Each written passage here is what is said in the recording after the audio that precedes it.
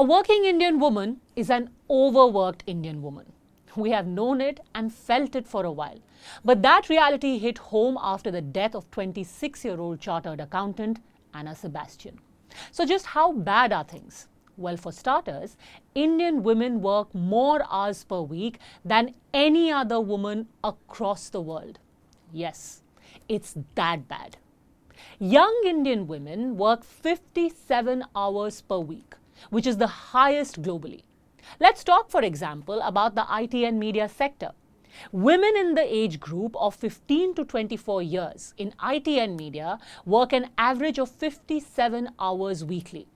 In comparison, women in Germany's IT and media sector work an average of 32 hours per week. In Russia, women in similar fields work only 40 hours. You know what this means? This means that in a 5-day week, an Indian woman is working a whopping 11 hours per day.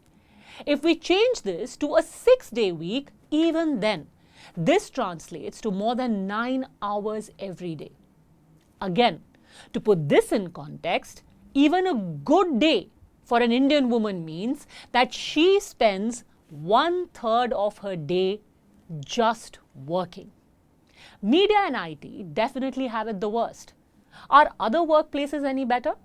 Data shows that women in the scientific and technical activities do 53.2 hours of work every week. A lady teacher, in comparison, works 46 hours a week. This may seem less, but even this means that in a 5-day week, a teacher is spending more than 9 hours at work.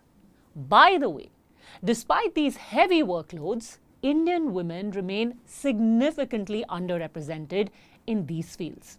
Only 8.5% of the workforce in professional, scientific and technical jobs in India are women, while only 20% of employees in the information and communication sector are women. So ladies, what this means is that you're working a lot, but you're not really getting your due. Are you getting represented enough? Not quite. But this isn't even the half of it. When you spend 9 to 11 hours every day at work, you would think that once you get back home, you can kick back and relax, right? Wrong. According to data from 2019, in addition to their work woes, women then go on to work for another 5.8 hours per day at home as well. This unpaid domestic work is maximum for housewives at 457 minutes per week or 7.5 hours per day, but working women don't have it much better. Here's the funny thing. Even unemployed men work less than a woman who is juggling both her job and her domestic chores. A man basically who's just sitting on his hands, doesn't have a job, is working for 3.5 hours per day at home, which is still 3 hours less of housework compared to a working woman. So essentially a woman who's finished her work in office and then goes home still does more housework than a man who isn't holding down a job at all. Now don't get me wrong, the idea is not to whine, but to underline just how dangerous this whole superwoman phenomenon is. Women are often told or socialized into believing that they are ideal only if they are juggling home and work, that they can do everything and be perfect at all of it. But where does it leave them?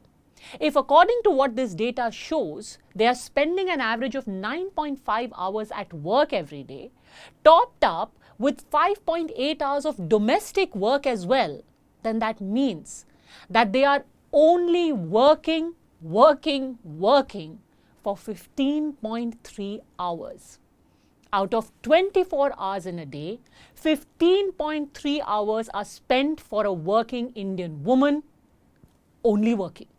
And that means that even if they spend all of their remaining time sleeping, they get less than 9 hours to themselves.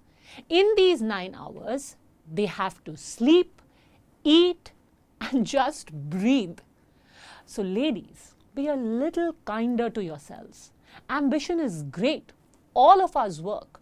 All of us want to get ahead in life. We are all ambitious. But working yourself into the ground is helping no one.